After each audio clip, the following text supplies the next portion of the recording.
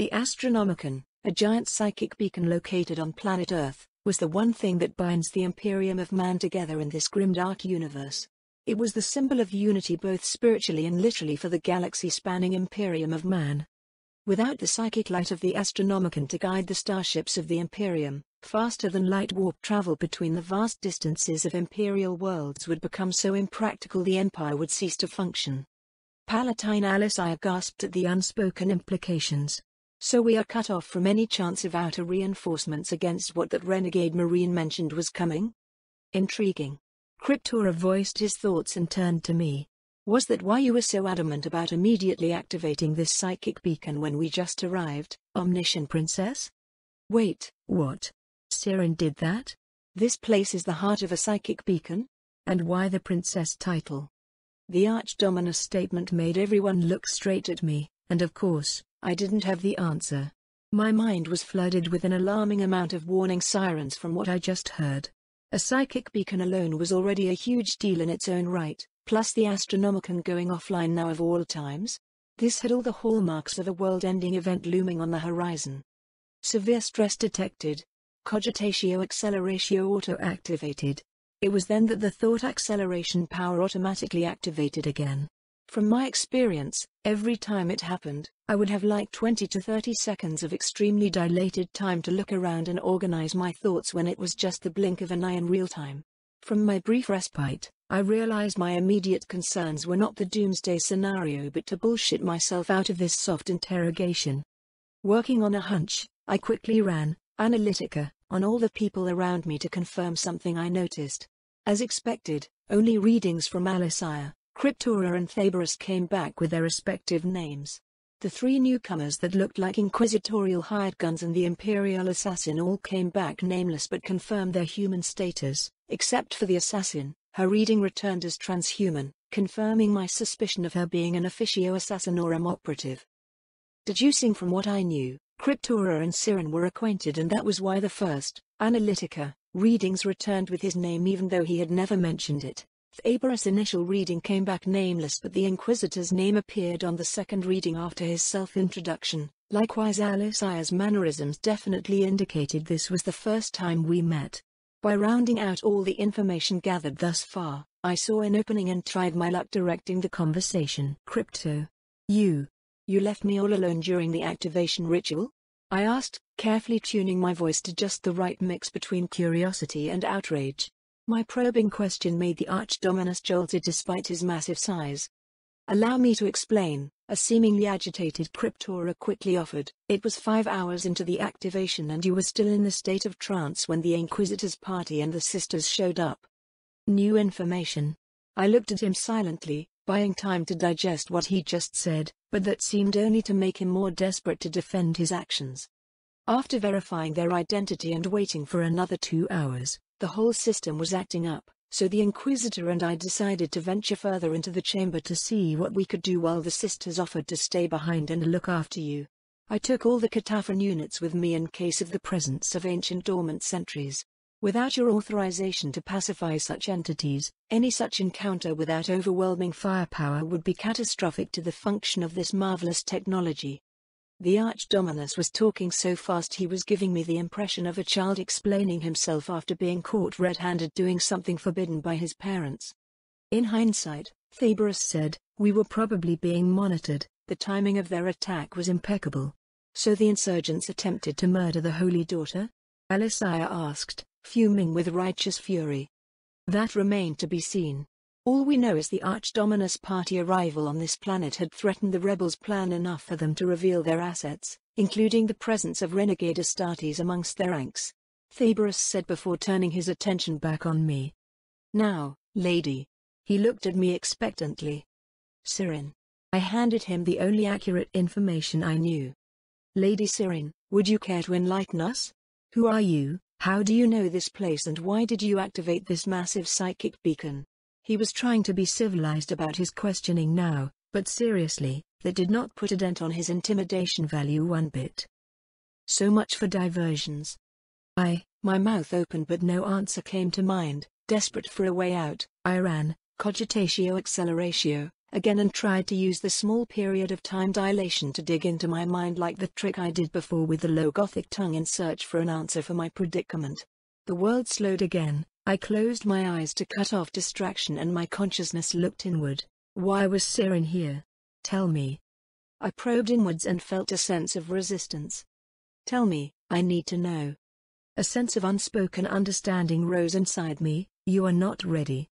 No, an inquisitor is breathing down on my neck. Tell me. At first, nothing happened, then slowly a hint of a vision flashed for a split second and my mind registered something so terrifying it broke my trance. When I opened my eyes, my face was merely inches away from the floor. Apparently, the assassin's inhuman reflexes had rescued me from a major self-inflicted embarrassment by stopping my body mid-collapse. I turned my head to the assassin only to see her eyeing me with a cold stare. It was still embarrassing enough and I could only thank her with a wry smile. Sister Alicia quickly aided me back on my feet and protested. Lady Sirin is not in the condition for this. Inquisitor Thorn, I would like to reaffirm my request to you to not further burden my benefactor. Cryptora backed her up. The atmosphere tensed up again. While still somewhat dazed, I looked around and noticed for the first time the individuals gathered here could probably affect the fate of billions of people with their actions. An inquisitor, with theoretically absolute authority on imperial matters, an archdominus, who proclaimed himself as the highest ranking of his cult on the planet, a palatine sister of battle, whose rank was below a canoness of the Adeptus Sororitas order, and Sirin, me. Whoever Sirin was, she was not your ordinary girl next door. Seeing how Cryptora treated her with a degree of veneration, and that was even before looking into that ridiculous prophesied true daughter of the Emperor story Sister Alicia spoke of. Within a heartbeat, I somehow got a solid hold of the current situation. What's up with this superhuman level clarity of thinking? But my concern was on the rapidly developing situation, so I cut straight into the main current issues at hand. My memory is not good for now. But correct me if I got this wrong, we are now cut off from the wider Imperium and more renegade Marines are coming. Did this world request for reinforcements yet, and what was this uprising suppression you spoke of, Sister Alicia? Finally given the chance to talk, Alicia was only too happy to quickly brief me about the plight of their world. A local lord who was the brother of the current planetary governor had taken up arms against the ruling regime with the help of questionable factions, and a full-blown civil war was happening even as we speak.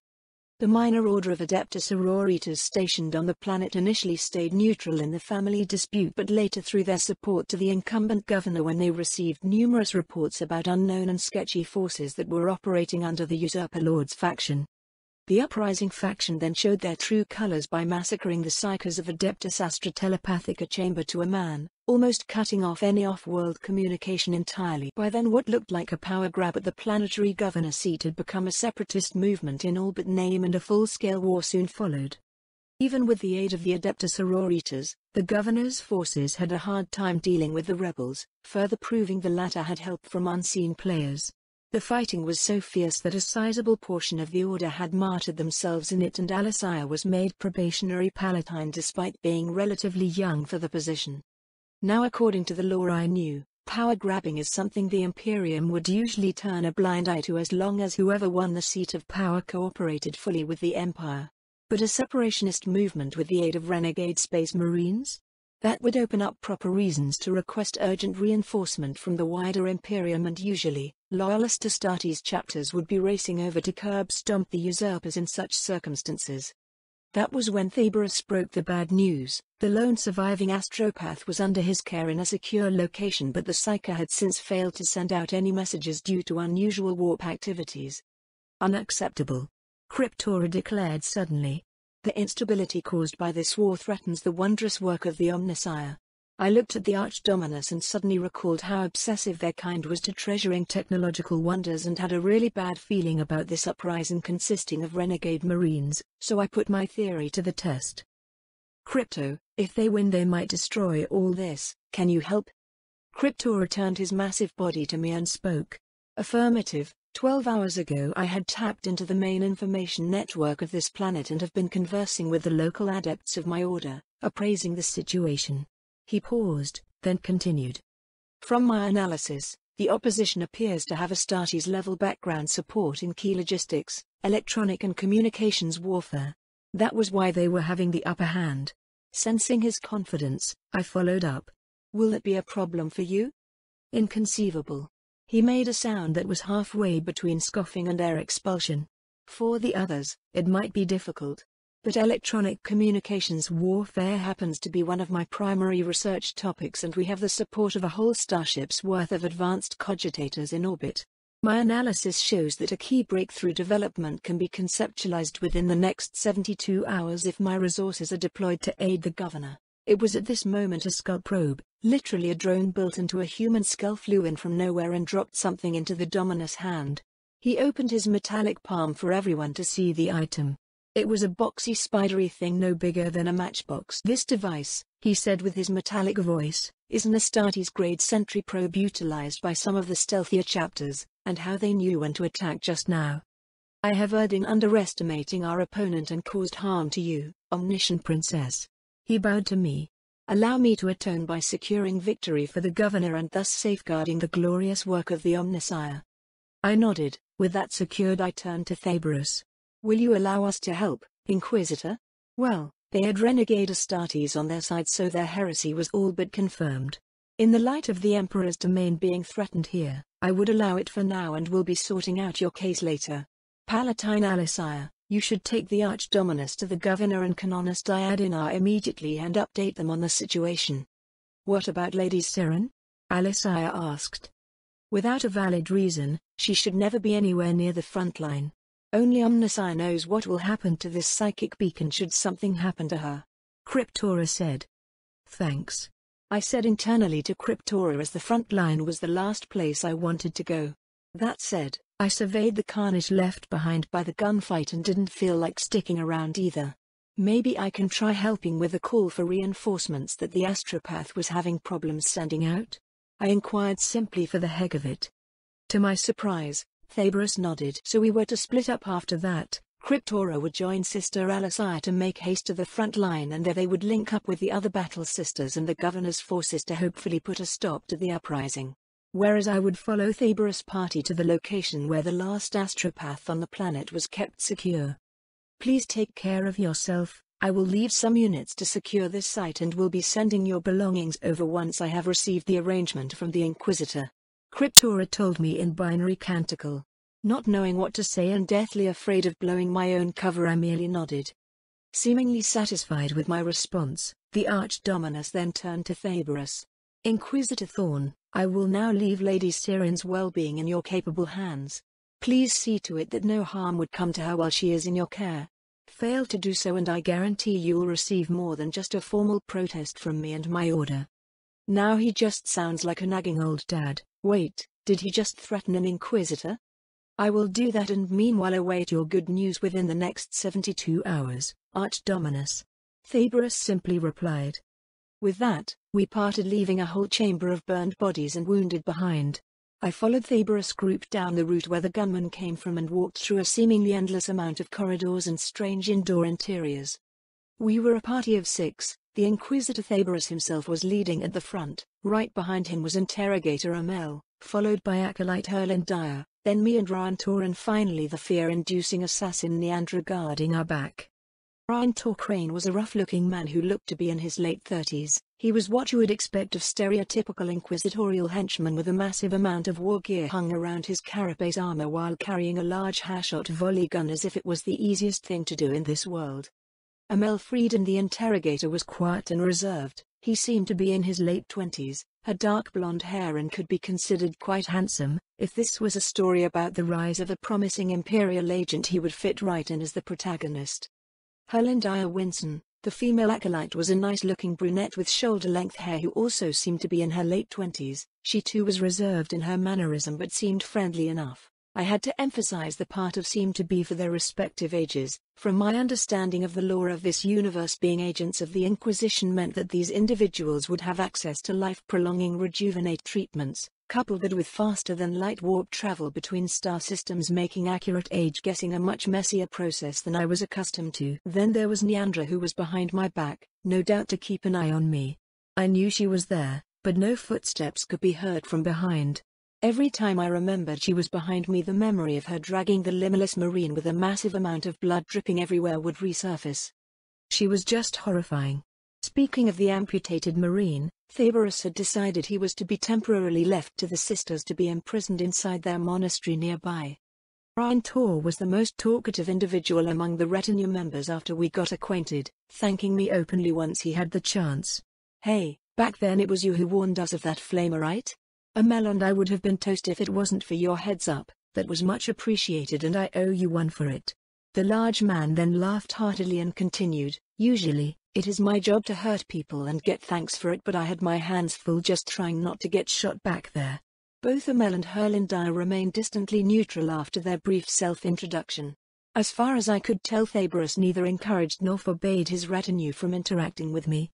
The Inquisitor himself was always leading in the front and never once looked back since we left the chamber, ever marching purposefully forward. We walked and walked, finally exiting from a seemingly impossibly huge complex to the outdoors.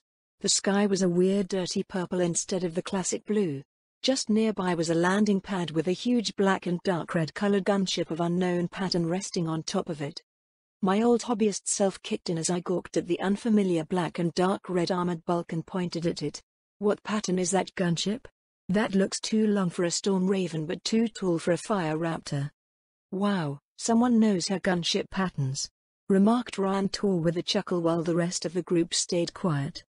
The gunship was much larger at close-up inspection than I imagined and definitely looked like a hybrid variant between a Storm Raven and a Fire Raptor.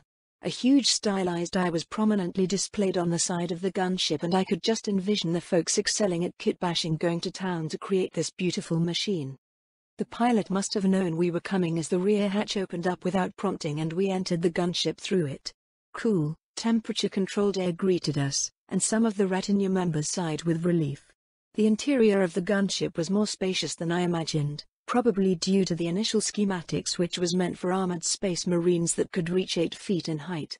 They even had a washing closet installed inside the gunship. It was then I remembered the Storm Raven gunship of the Space Marines could serve as an orbital dropship, which probably meant this thing could break orbit and link up with any starships orbiting the planet, thus the presence of such a facility for long transits.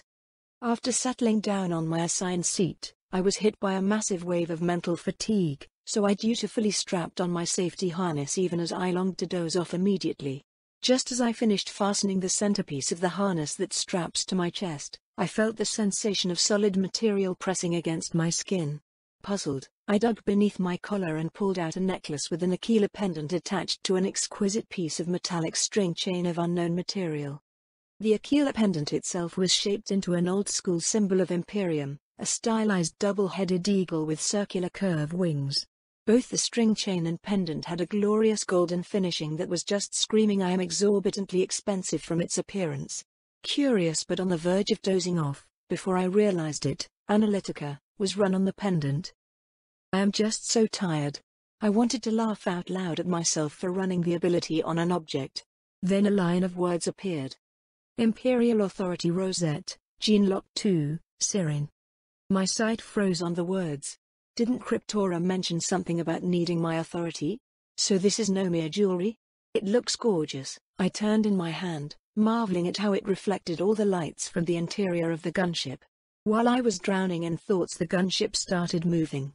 Soon the motion with the monotonous ambient sound inside the gunship combined with mental fatigue hit me like a rock and I felt myself drifting off while holding on to the pendant. Accessing. 1. Responding machine spirit within the vicinity. Connect? Yes/no. Yes? Connecting.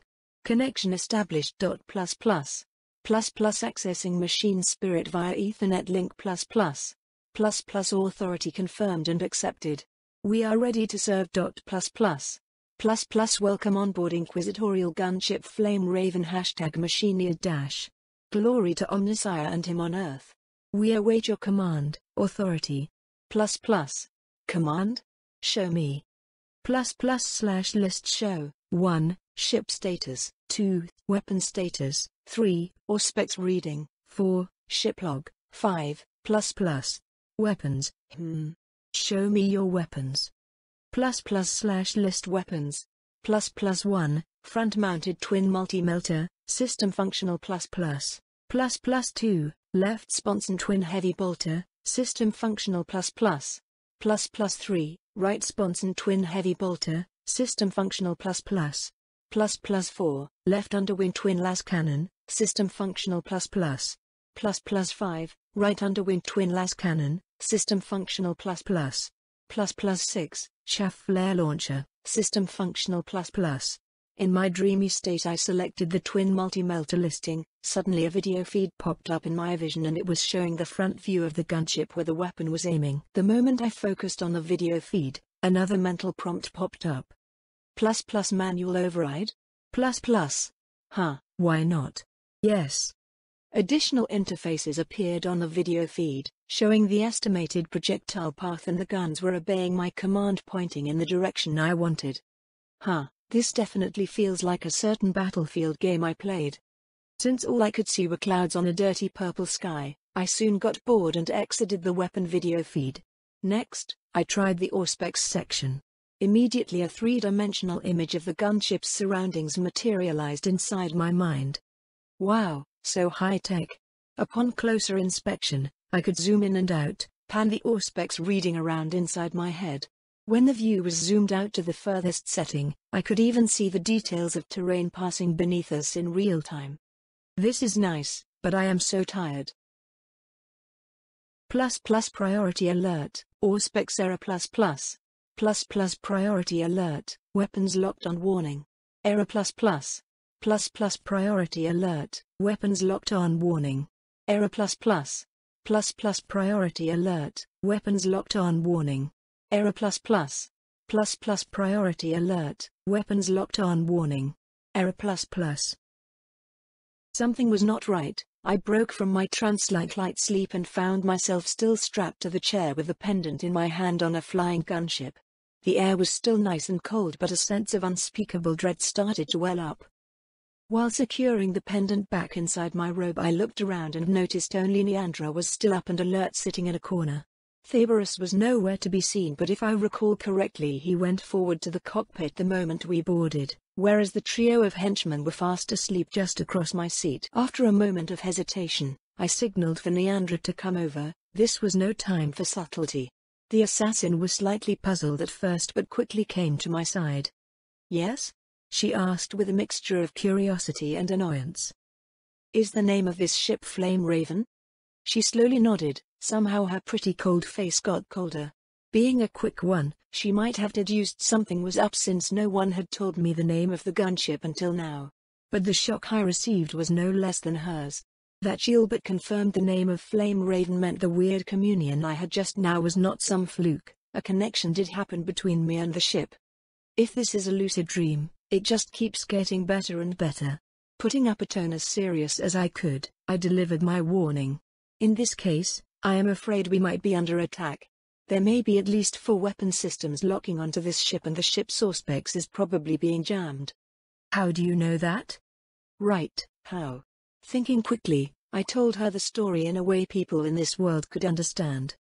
The machine spirit told me, it called itself Flame Raven. To put a long story short, the basic understanding of technology had regressed so much in the grimdark universe, the common explanation of machines having spirits. Thus machine spirit was widely accepted for how advanced machinery works around here. I was just going with the flow to put my point across. Neandra looked straight at me for a moment before putting her hand on her ear to put a vox through, probably to Thaberus. "Sir? Our guest warns of imminent attacks on the Flame Raven." Apparently, the machine spirit told her so. She then listened for a little while before suddenly started unfastening my harness with haste. "Neandra?" Startled by her action, I inquired hastily. She gave me this long look before answering. "We are going to the cockpit. The attack you mentioned is coming."